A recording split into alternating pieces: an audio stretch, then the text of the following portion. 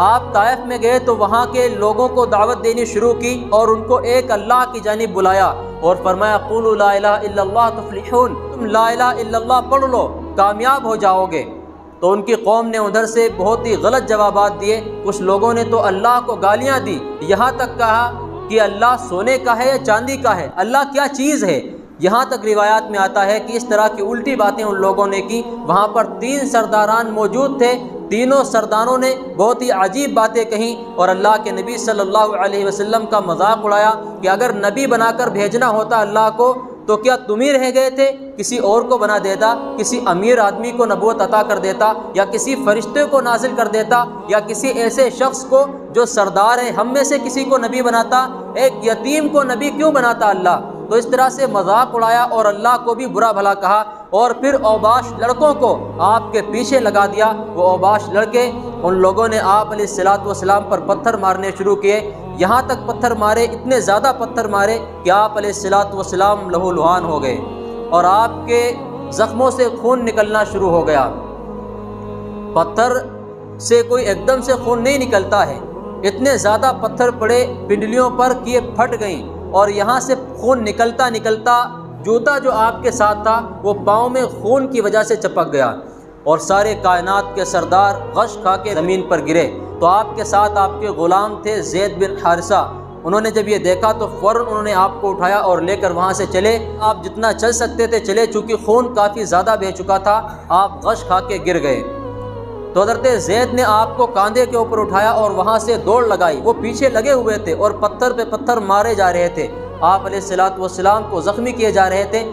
حضرت زید بن حارثہ آپ کو لے کر بھاگ رہے تھے تو سامنے ایک باغ نظر آیا انگور کا۔ یہ باغ کس کا ہے؟ عتبہ بن ربیعہ۔ یہ عتبہ بن ربیعہ کون ہے؟ جنگ بدر میں کافروں کے لشکر کا جو لیڈر تھا اور جنگ بدر میں کافروں کے لشکر کا جھنڈا جس کے ہاتھ میں تھا، وہ اس کا باغ، مکے کے سب سے بڑے دشمن کا باغ۔ تو حضرت زید کو کوئی پناہ نظر نہیں آئی، وہ آپ کو لے کر اس کی باغ میں گھس گئے اور آپ کو ایک انگور کی بیل کے نیچے لٹایا۔ تو جان کا دشمن عتبہ جب اللہ کے نبی صلی اللہ علیہ وسلم کو خون و خون دیکھتا ہے تو اس کی آنکھیں بھی کنٹرول نہیں کر پاتی ہیں، اس کی آنکھوں سے بھی آنسو جاری ہو جاتے ہیں، وہ بھی اپنے جذبات پر قابو نہیں رکھ پاتا ہے، اتنا زیادہ وہ ایموشنل ہوا۔ اس نے فوراً انگور لیے اور ایک پلیٹ میں کچھ انگور اس نے سجائے اور جب آنے لگا اللہ کے نبی کی بارگاہ میں تو ایک شرم اس کے درمیان میں آڑے آ گئی۔ تو اس نے اپنے ایک غلام کو بلایا عداس اور کہنے لگا کہ عداس یہ لے جاؤ، وہ جو آدمی لیٹا ہوا ہے اس سے جا کر کہنا کہ تمہیں رشتہ داری کی قسم میرے انگور رد نہ کرنا، کھا لینا۔ ایسا حال تھا کہ جان کے دشمنوں کی آنکھوں میں بھی آنسو آ گئے، حالانکہ موقع تھا کہ قتل کرتا، ہر وقت قتل کے منصوبے بنا رہے ہیں، ہر وقت پلاننگ کر رہے ہیں کہ کس طرح اللہ کے نبی کو ختم کر دیا جائے، تو موقع تھا اس کے ہاتھ میں کہ قتل کردہ۔ ایسا حال تھا کہ قاتلوں کے آنکھوں میں بھی آنسو آ گئے۔ آج نہیں آئے تو ہماری آنکھوں میں نہیں آئے، چند روپیوں کی خاطر ہم نے اپنے نبی صلی اللہ علیہ وسلم کے پیغام کو بھلا دیا، چند پیسوں کی خاطر ہم نے اپنے نبی صلی اللہ علیہ وسلم کے فرمان کہ جھوٹ نہیں بولنا ہے کبھی، اس کا سودا کر دیا کہ کاروبار تو جھوٹ کے بغیر چلتے نہیں ہیں، یہ چند روپیوں کی خاطر ہم کر رہے ہیں۔ تو جان کے دشمن نے جب یہ منظر دیکھا تو اس نے اپنے غلام عداس کو بھیجا اور کہا کہ اس شخص سے کہنا کہ میرے انگور رد نہ کرے، کھا لے۔ عداس آئے اور آپ کی خدمت میں وہ انگور پیش کیے تو آپ نے ایک انگور اٹھایا اور پڑھا بسم اللہ۔ تو عداس حیران ہو گئے، کہنے لگے کہ یہ لفظ یہاں تو لوگ نہیں پڑھتے، کیونکہ ابھی اسلام نیا نیا شروع ہوا تھا، لوگ بسم اللہ نہیں جانتے تھے۔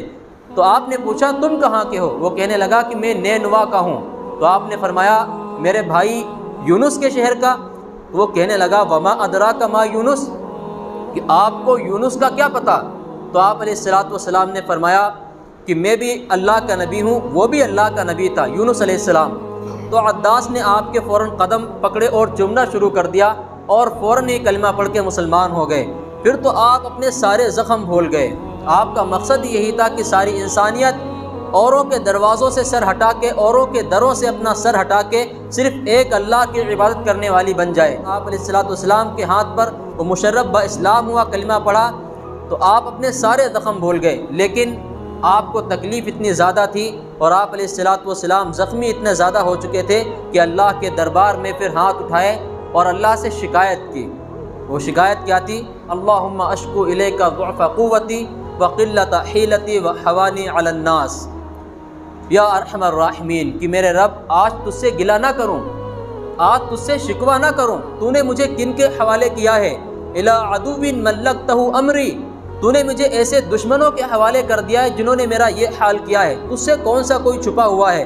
اس دعا پر ساتوں آسمان کے فرشتے روئے ہیں، اور جبرائیل علیہ السلام ایک سیکنڈ کے کروڑویں حصے میں حاضر، یا رسول اللہ حکم فرمائیں اطبق علیہم الاخشبین، یہ جو پہاڑ ہیں، جن دو پہاڑوں کے درمیان طائف آباد ہے، ان دو پہاڑوں کو یوں ملا دوں گا اور ان طائف والوں کا قیمہ بنا دوں گا، ان کو صفحہ ہستی سے مٹا کر رکھ دوں گا، آپ حکم فرمائیں۔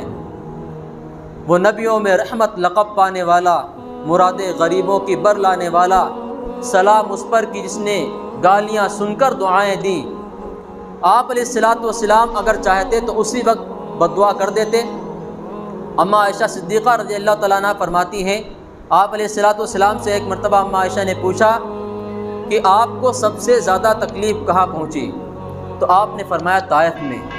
تو جنہوں نے اتنی زیادہ تکلیفیں دیں، اتنی آپ علیہ السلام کو اتنا ستایا، اتنے زخم دیے، اب موقع ہے، آسمان کا فرشتہ حاضر ہے، اللہ کی منشا شامل حال ہے، آپ چاہتے تو اسی وقت بد دعا کر دیتے اور سب کو ہلاک و برباد کر دیتے۔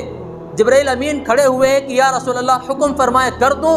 آپ نے فرمایا نہیں، یہ نہ صحیح، ان کی نسل میں شاید کوئی ایمان لے آئے، ان کی نسل شاید کلمہ پڑھ جائے، میں عذاب دینے کے لیے نہیں آیا، ما بعثت لعانا، میں لعن تان کرنے کے لیے نہیں آیا، انما بعثت رحمتا، میں تو رحمت بن کر آیا ہوں۔